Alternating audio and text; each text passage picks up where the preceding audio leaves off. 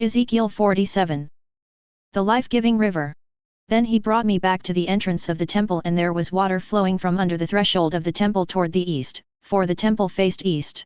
The water was coming down from under the south side of the threshold of the temple, south of the altar. Next he brought me out by way of the north gate and led me around the outside to the outer gate that faced east. There the water was trickling from the south side. As the man went out east with a measuring line in his hand, he measured off 1/3 of a mile and led me through the water. It came up to my ankles.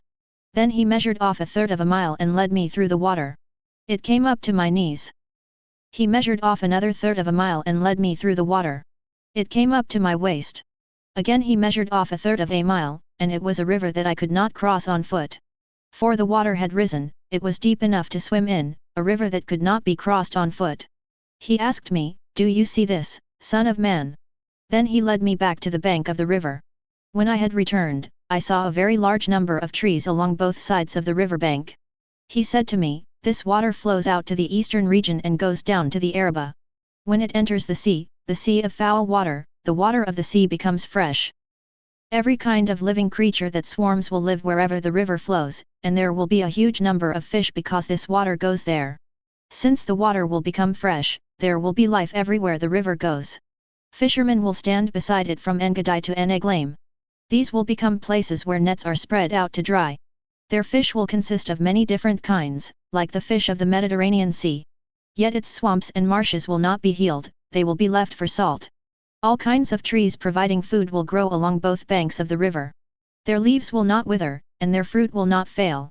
Each month they will bear fresh fruit because the water comes from the sanctuary. Their fruit will be used for food and their leaves for medicine. The borders of the land.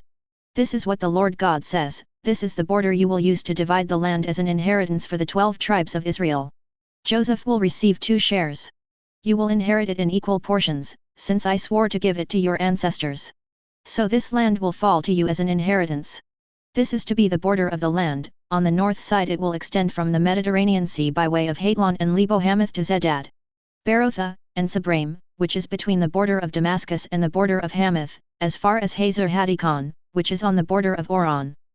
So the border will run from the sea to Hazarenon at the border of Damascus, with the territory of Hamath to the north. This will be the northern side. On the east side it will run between Oron and Damascus, along the Jordan between Gilead and the land of Israel. You will measure from the northern border to the eastern sea. This will be the eastern side. On the south side it will run from Tamar to the waters of Meribath Kadesh, and on to the brook of Egypt as far as the Mediterranean Sea. This will be the southern side. On the west side the Mediterranean Sea will be the border, from the southern border up to a point opposite Lebo-Hamath. This will be the western side. You are to divide this land among yourselves according to the tribes of Israel. You will allot it as an inheritance for yourselves and for the foreigners living among you, who have fathered children among you. You will treat them like native-born Israelites, along with you, they will be allotted an inheritance among the tribes of Israel. In whatever tribe the foreigner lives, you will assign his inheritance there. This is the declaration of the Lord God.